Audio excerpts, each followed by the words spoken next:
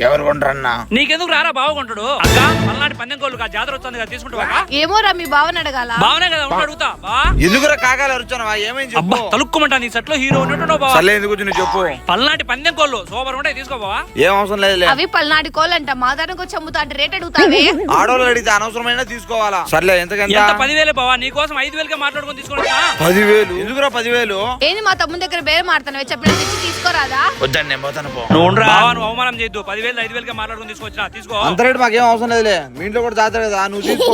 అంటే జాతరకి అల్లుడి కోళ్ళు కోసి పెట్టమంటావా? యారా ఏటకొచ్చానవా? అంటే మేము చేసుకుంటే పండగ, మీరు చేసుకుంటే దండగనా? ఏంది బావ నువ్వు మాట్లాడేది? అందుకే మేము కూడా మీ ఇంటికి వచ్చాం జాతరకి. మా ఇంటికి ఎందుకు వచ్చావు? వచ్చినా వచ్చావు.